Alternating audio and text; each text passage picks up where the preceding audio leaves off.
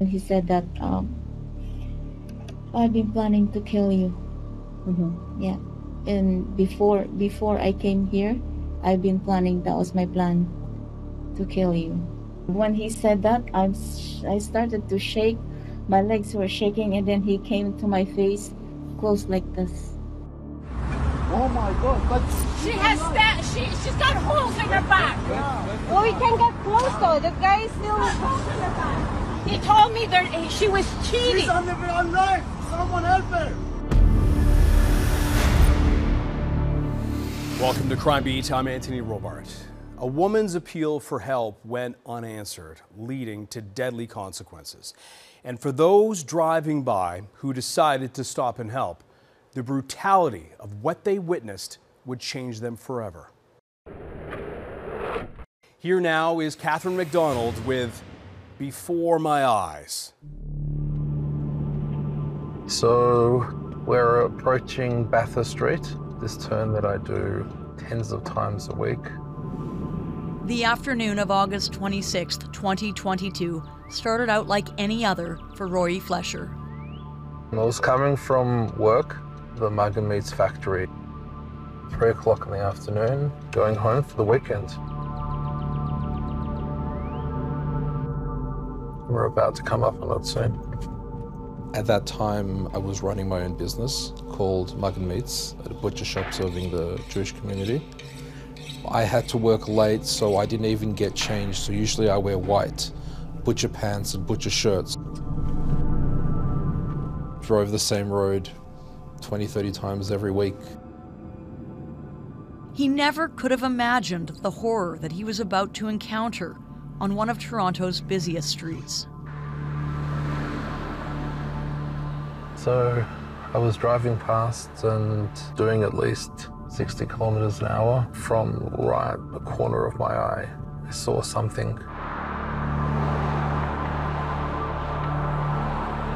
It was like two people arguing or fighting, like some sort of an altercation. I basically positioned my mirror to the scene of the people, and then I saw like a knife. I saw a stabbing motion. I think he was stabbing the first lady who was standing up. I think she had a white shirt. So you could see the red on her shirt. And then I saw her collapsing. I got out of the car.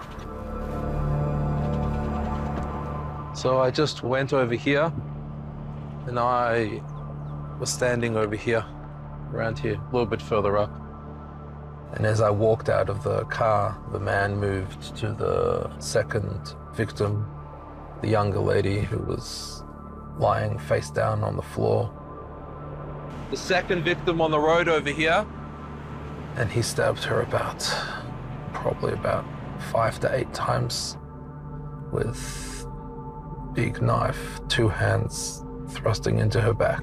He then went back to the first victim, which was lying on the ground, stabbed her another couple of times. And then he went and sat down on the guardrail over there, just a little bit further up over there. I slowly made my way down, and cars weren't moving, so I started honking. For Soula Berdoussis, August 26th was supposed to be just another day at work. She'd been heading south on Bathurst Street. I made my way down here, and I stopped right here. The car stopped right here because there was a body on the road, and there was a body on the sidewalk, and the car that I had thought was part of the accident. And my first reaction was, I need to help these people that were in this car accident. My first thing is, I gotta get out, give CPR. I don't have something to put pressure on the blood because I could see that she was bleeding. We take CPR in my job, so we had just taken it, so everything was fresh.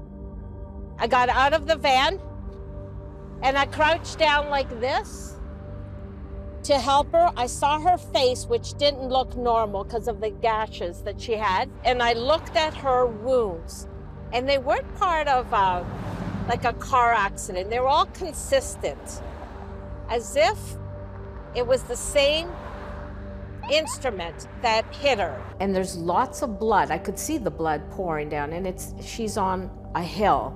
So the blood is pouring this way. And she had a gash here, a gash here. There was so much blood, and I was very confused because they all looked the same. It wasn't as if there was glass in her from a car accident. So I looked up at the other body, and the body was lying on the right.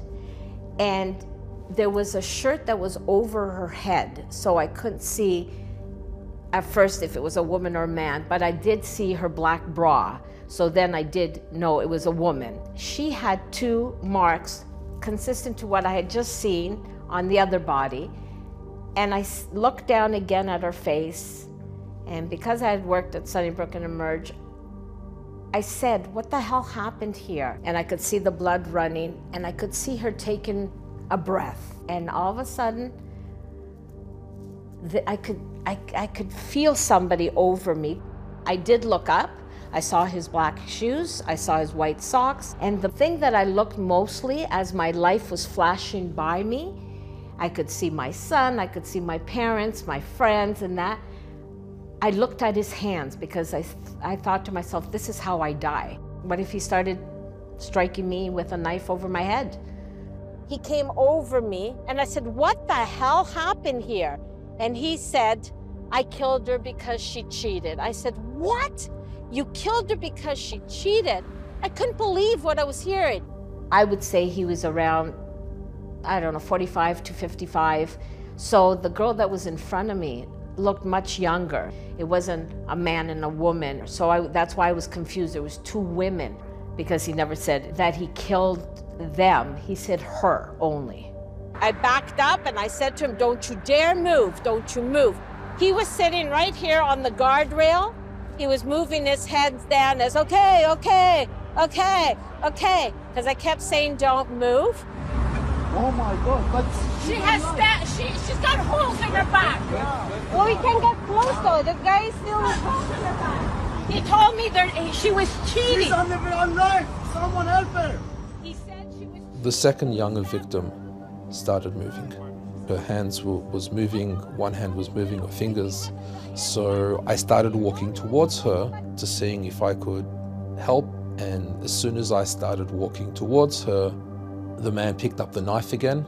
He'd put the knife down, he'd picked it up and started walking towards me in a very threatening manner. And we looked straight into each other's eyes, and he gave me a murderous look that if you do this, I'm going to hurt you.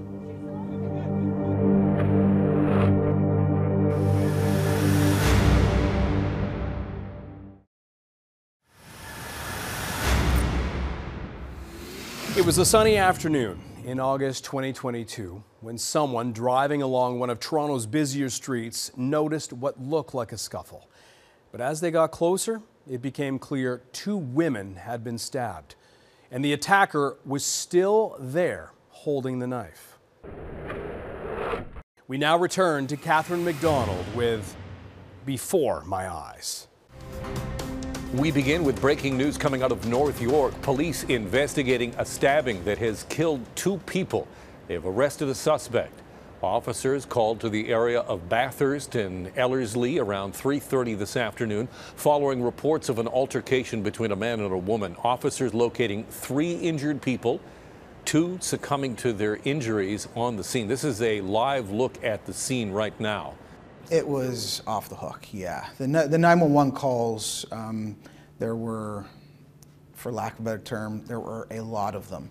Ambulance, fire department, police. Someone just stabbed 2 women on Bathurst. I believe 2 women. The man is here. We were told it was a stabbing, that 2 people had been stabbed on the roadway, and that the person responsible who did the stabbing was still at the scene. The stakes are now heightened, and obviously safety of everybody is paramount. I remember I was sitting over there, standing there, and from the top of the hill, I could see a convoy of 6 police cars coming. And it's like, how are they going to get here? Like, there's no way they can get in because all the roads are blocked on both ways. I can describe it as chaos. There are cars everywhere. And the car involved had actually gone up to the curb. So essentially a whole lane of traffic right away is blocked. So me and the other guys were basically directing the cars to go around the bodies on the other side of the road to clear the traffic so the police could get there. I started to direct traffic. I started screaming, let's go, let's move it. Go away! Keep going! Keep going! Started waving hands, shouting, screaming, move, get your car out of here. And finally the police drove up. He says, where is he? And I looked over the car and he was standing by the guardrail and he had his hands out like this. He was covered in blood. His hands were covered in blood. His shirt was a dark color, but it was, you could tell there was staining on the shirt. There was one deceased female essentially behind the car.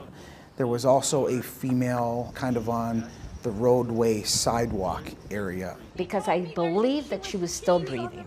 When they checked her pulse, she was actually still alive. And because I saw them doing CPR on her for about 30 seconds. So even 10, 15 minutes after this, she was still alive. It took a long time for them to come. From the moment I got there until the police arrived was, I think it's close to 8 to 10 minutes.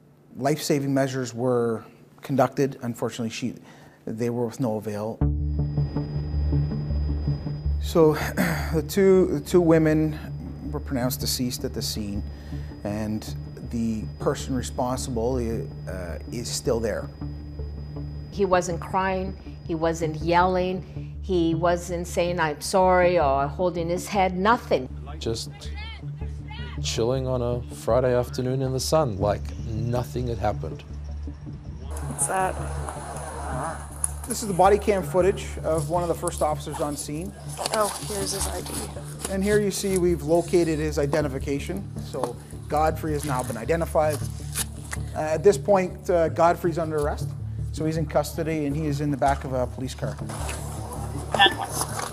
There's a red Good Life fitness bag. Godfrey was wearing that upon his arrest, and they're essentially searching it at this point. And if you want to pause it there for a sec, that in fact was a knife that was located right there. So it looks like it was wrapped in some sort of cloth material. It's a Cuisinart blade. You can see a little bit of red staining. That is in fact blood, and you can see it almost like a crack. It's not a crack, it's actually a black hair. It was observed by multiple witnesses that 2 knives were used during this incident. One of the knives he used was a large knife, and that knife he took and he threw it into the ravine. Here in this kind of guardrail, that, if you were to look over there, is the Don River. So that is in fact where the knife was thrown by Godfrey, and the witnesses indicated that.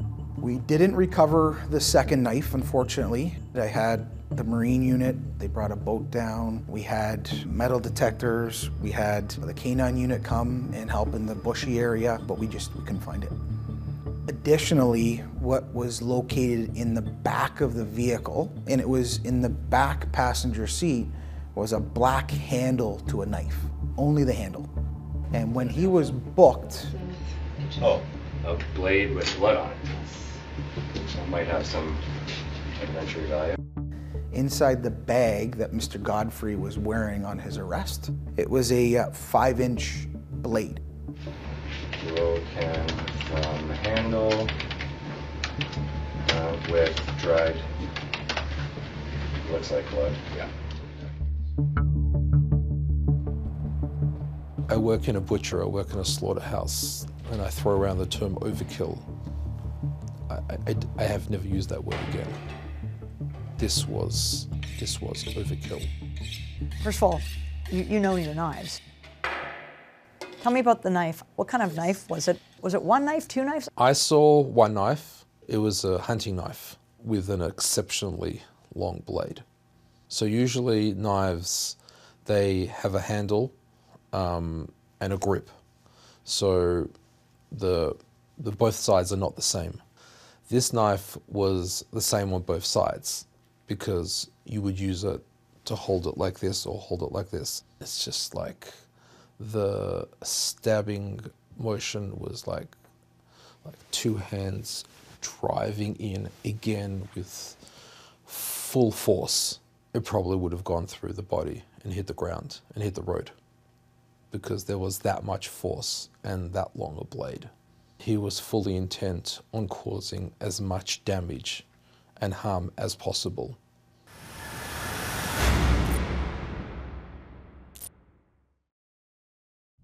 Residents of a North York neighborhood were left shocked after a daylight stabbing on Friday. A 44-year-old and a 20-year-old were pronounced dead on scene. Those who knew them have since identified them as mother and daughter. Now, police will only say that the accused, Godfreys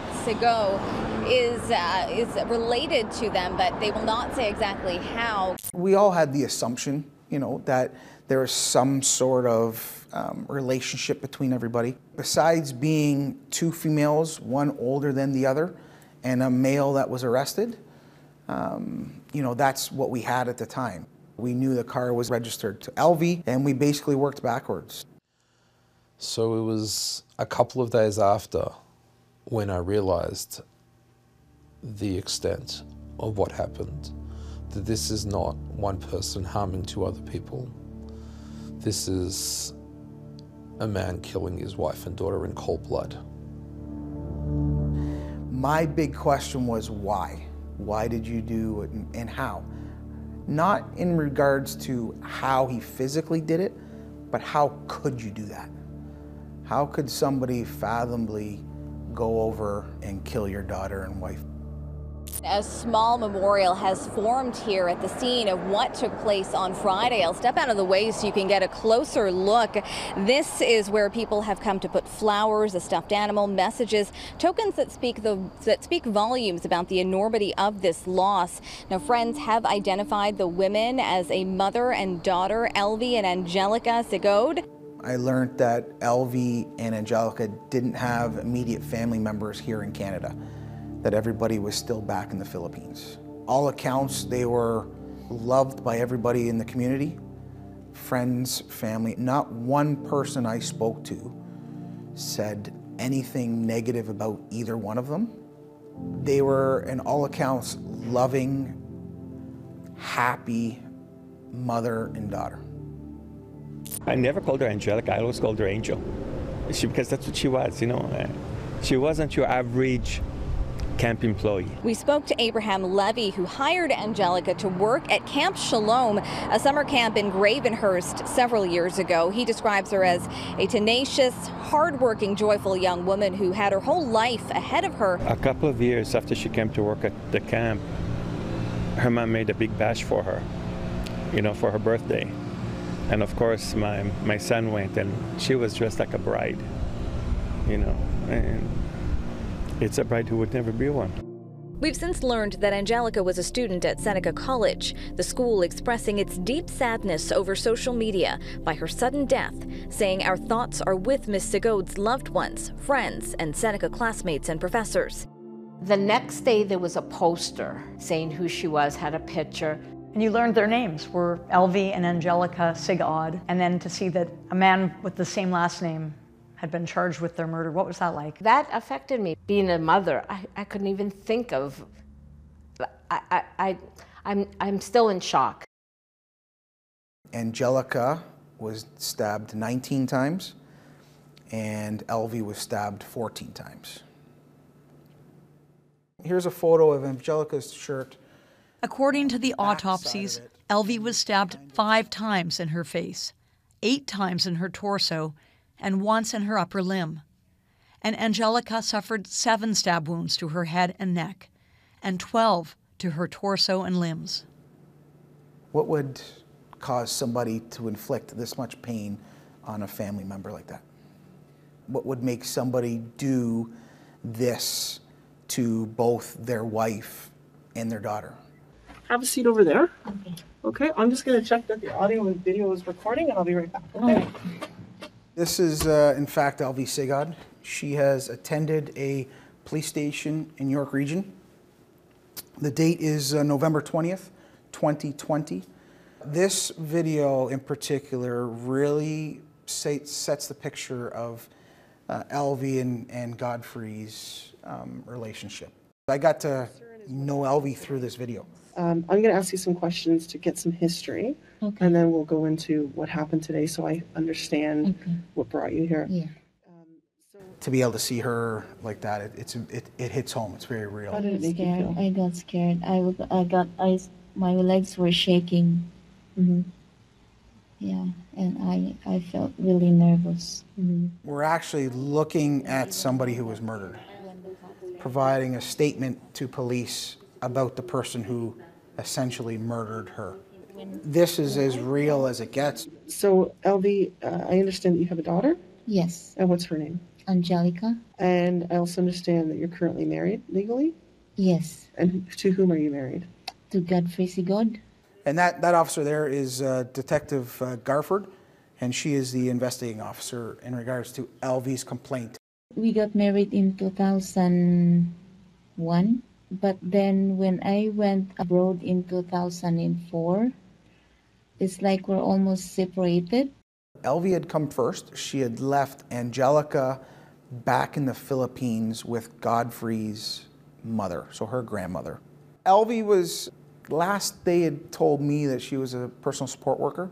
To come to Canada without your daughter to seek a better life, it's a significant sacrifice.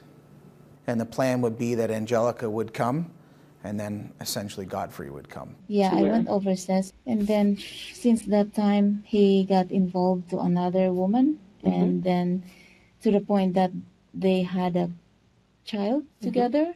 He also had other relationships. I didn't have any communication with my husband for a long time. So my daughter got here in March 2011. Until now, she's here with me. And then just lately, just 2019, when his mother talked to me and asked me if I can help her son, for me to sponsor her and bring him here so that he can work. And he also asked me to work out on our relationship. Yeah, I sponsored him, yes. In January 2020. Since that time he came here in Canada, I was observing if he's shown some changes, because back home he was so radical. If he doesn't get his way, he would do something, he would break something in the house. Investigators would learn that Elvie and Godfrey were no longer living together. She had asked him to move out that October after, she says, he threatened their daughter Angelica, an incident that resulted in Elvie contacting police. She just couldn't take it anymore. And, once the threat, the incident in York Region, it kind of separated the family. And that's when Elvie started the process to divorce. He constantly insults me, and he's very cruel. He's very verbally abusive. Is this the first time you've communicated since you moved out? No, he's been, once in a while, he's been messaging me with the harassment, and he kept telling me about his allegations. So Godfrey's accusing her of having a boyfriend, and she's having an intimate relationship with him. But I have to unblock him to message him about the divorce paper that I'm coming to his work to pick it up. This morning, she attended Godfrey's address where his employment to get divorce papers. So she wanted to get divorce papers signed. I went this morning there to collect divorce paper that he said he signed already. That's when he said the threat that he wants to kill me, and then he wants to take my 2 eyes out. Oh my goodness. Yeah, I can't. When he said that, I started to shake. My legs were shaking, and then he came to my face close like this. Okay. Yeah. And how did That's you... when I pushed him. Okay, and how did you push him? My hand? Just the one? Yeah. One hand? Yeah, okay. just one hand. Okay, and what did you say to him? You must keep your distance.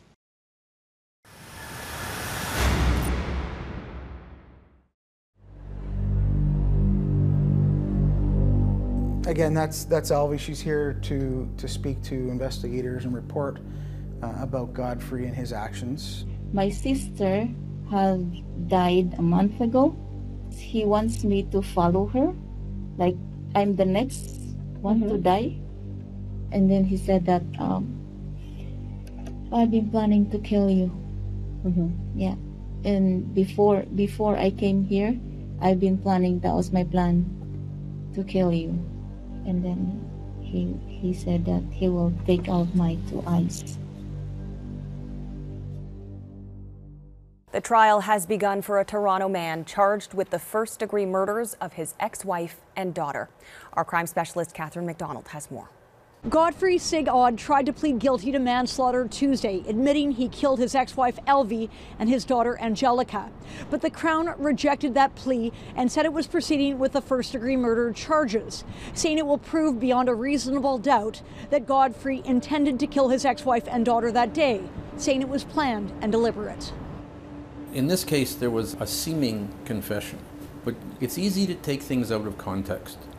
There's no witness who saw planning, who saw deliberation. They have stabbed you.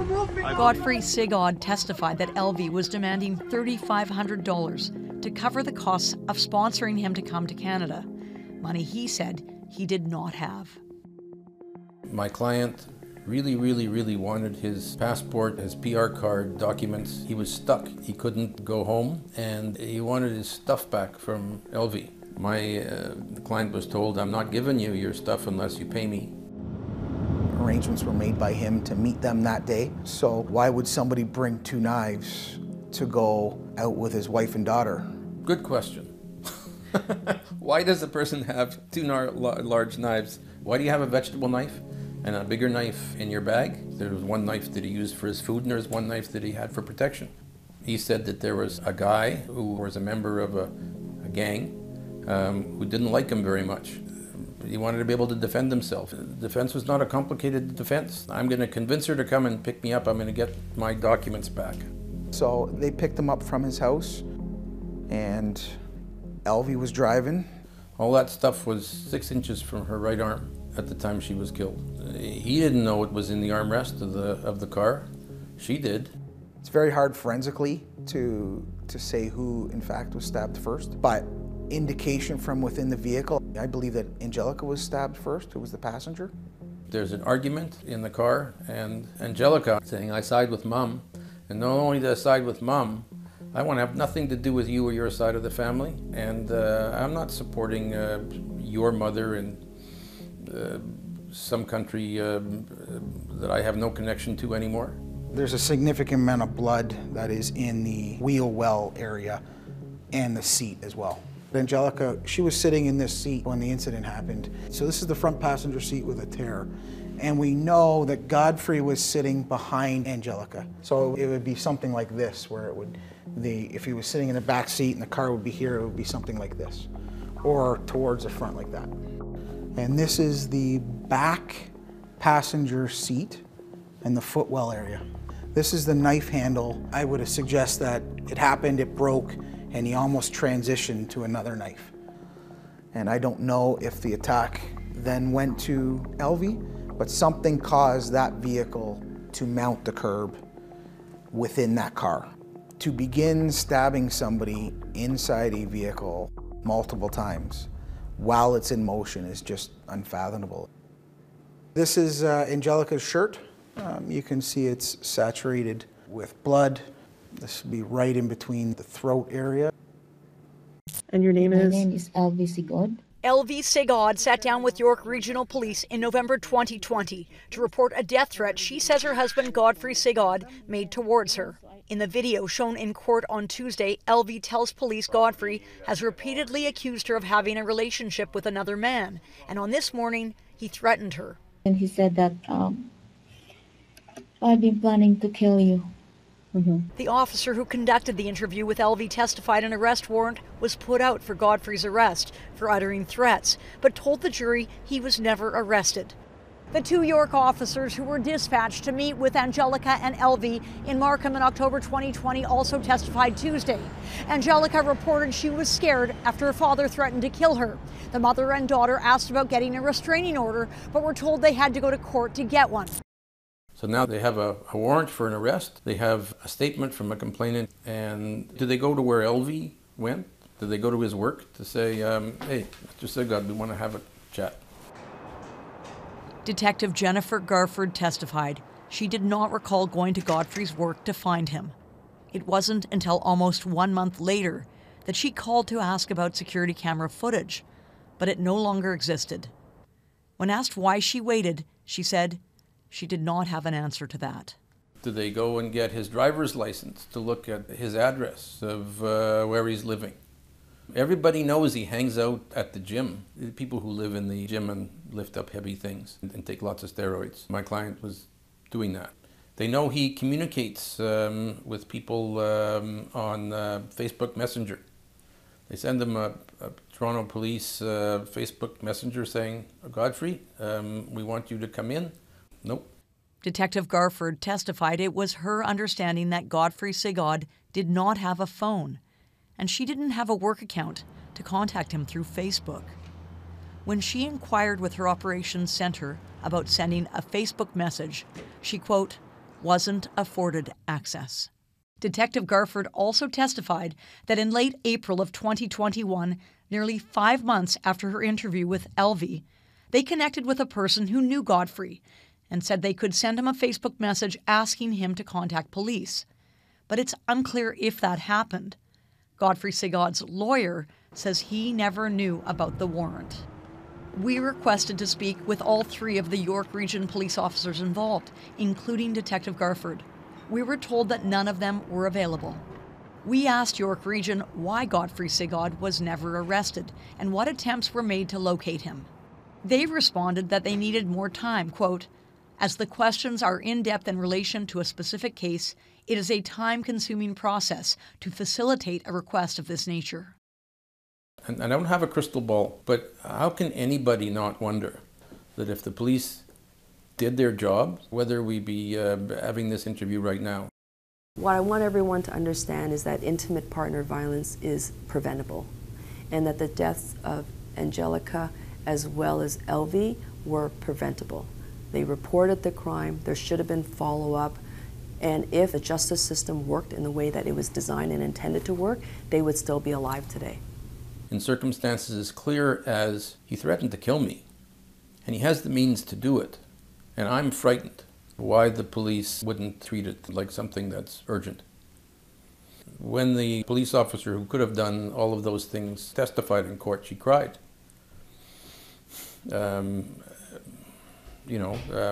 She knows she could have done any of those things. Unfortunately, I think that a threat made at the end of a relationship, on the doorstep of a divorce, may not be taken as serious by the police as something more direct and unconnected to something else.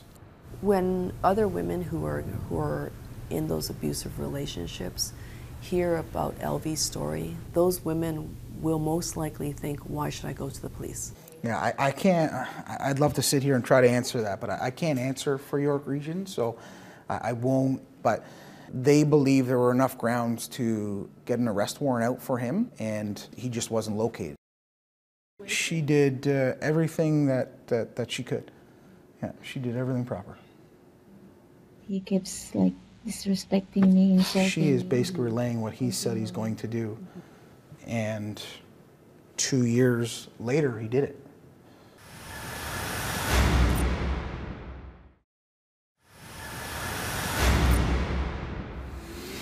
Welcome back. With Godfrey Sigod not explaining what happened that fateful afternoon, only insisting he never threatened his wife or daughter, investigators were left to rely on the evidence to piece together what really unfolded inside that vehicle and in the final moments leading up to Elvie and Angelica's murders. Here now is Catherine McDonald with a conclusion of Before My Eyes. The jury has also seen messages Godfrey sent Elvie on the day she and Angelica were killed, writing, "I've accepted I may never be with another woman again. I will die loving only you forever." One thing that Elvie expressed to the investigators at York Region was what she described as harassment through messaging, Facebook Messenger. This is a significant piece of evidence. This is from Godfrey to Elvie. "Ma, when will we get married again? So I know, because I miss you so much. I love you forever, moi." So it's just in succession, bang, bang, bang, all these text messages, and you can tell no response from Elvie whatsoever. Elvie and Angelica were killed approximately 3:30, and this is 11:25 that same morning. "Ma, please, I beg you to agree to form out family. Our skin will soon become wrinkled." So that's the last message that Godfrey sent to Elvie. Elvie calls Godfrey at 3:17 p.m. "Maybe I'm coming, and maybe I'm here, or get ready, I'm coming to pick you up." Less than 20 minutes later after this call, Elvie and Angelica are deceased. Sometimes lawyers are persuasive, but let me tell you, in Godfrey's own words, from my jury address, what happened that afternoon. Godfrey testified that he, quote, "got mad, very, very mad," unquote. He said he checked his bag for his cell phone and saw the knife and, quote, "that's it. I just exploded. When I noticed next is they were all lying down and my hands have blood, and I was saying, quote, 'Why did you do this to me? Why?'" So your testimony about how he was frenzied and he was in this blind rage and the overkill and then he became calm, it seemed that that played into the defense's theory. I mean, they picked on the words blind rage. When I said that when he did this crime, he was in a blind rage, and when he finished, he was calm. The cross-examination went for over an hour, and I was hounded by the defense. My client was in a blind rage. After he was in a blind rage, he was down on his hands and knees, crying, trying to put it all together right then and there. You can call that calm if you like. I call it being numb, being in shock. Sigod said he never planned nor deliberated the killings and said he just saw the knife in his gym bag when he went to look for his cell phone. He said he couldn't remember how many times he stabbed his ex-wife nor his daughter, but remembered crying afterwards saying, quote, "Why did you do this to me? You ruined everything." After almost 3 weeks of trial and 3 days of deliberations, the jury found Godfrey Sigod guilty of first-degree murder of his ex-wife Elvie and guilty of second-degree murder in the death of his daughter Angelica. He didn't apologize, is accurate to say. How did you feel? It's not going to bring them back to life. It's not going to change anything. And like, what's the purpose? This gentleman is not a Canadian citizen. They were going to deport him as soon as his prison sentence was finished. In 2024, MPP Kristen Wong-Tam introduced a private member's bill to have intimate partner violence deemed an epidemic in Ontario, part of a growing movement across Canada. It would also ensure that we treat the crisis with the urgency it demands. It elevates the significance of the problem. The acknowledgement tells everyone in all the ministries, in all the government institutions, in all the police units that this is a problem that is pervasive, but it's also something that is important enough that we're going to address it by naming it. We are seeing advocates and women trying to address the problems themselves, and the only real agency, the real partner that can do all that work is the Government of Ontario. So therefore, police officers who don't follow up after a survivor has come forward to provide a police report should not dismiss it and do nothing as a follow-up, because the Government of Ontario has declared it as an epidemic, and you move with wartime speed, a whole government approach to deal with the epidemic. You reached out to me. As soon as the verdict was given, that's the first time I reached out to you. Because you wanted to talk about this case. So part of the reason why I reached out to you is I didn't feel through this whole process that I ever got to say my story. I felt like I was a pawn being moved around in somebody else's story. It's not always easy for the participants, but we haven't been able to figure out a better way yet. This is a grueling process. It's not what I signed up for when I was driving down Bathurst Street one summer afternoon. That man not only took 2 lives, he destroyed a lot of lives that witnessed what he did. There was so many people that were crying and screaming. You don't forget something like that. I was told I was going to get $1,000 worth of therapy sessions. By the time they got that information to me and I applied, well, it's too late. Don't qualify for it anymore. I was having nightmares. I was having difficulty breathing. I was having fits of rage. Basically, they said, well, you're suffering from a stress which is current. We only deal with post-traumatic stress. There's nothing we can do to help you. And I didn't feel like harming myself before. I just gave up. And that was the beginning of a spiral that lasted for close to 6 months. And I wasn't able to come to work. I couldn't walk into a room with knives in there.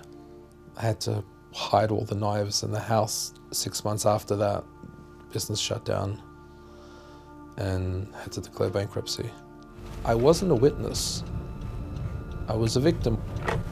In essence, which was probably the most difficult part, is he tried to kill me.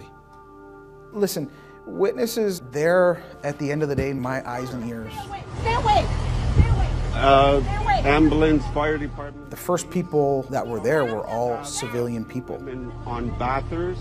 Who were fantastic, very brave and courageous. I can't thank everybody enough that day that stopped. You know, I think that everybody should stop. If you can, videotape if something's going on. It might not be important today, it might be important tomorrow. I had to stop and try to help. And if I could have saved that life, I would have been, I always say that I'm sorry that I couldn't save you. He didn't allow me to possibly save. And you know, I had some guilt because I did see that she was breathing. Now it could have been her last breath, I'm not sure, but he didn't give me the option to try to save his daughter. I have a daughter the same age. And this was so difficult. This was so difficult for me to deal with. From a personal level, I deal with the horrendous guilt. And what if I got there a little bit earlier? What if I would have just jumped out of my car and ran at him? The second victim may very well be alive today. I'm still shaking. I'm still shaking. I can't imagine. It still doesn't make sense that 2 people lost their lives right over here.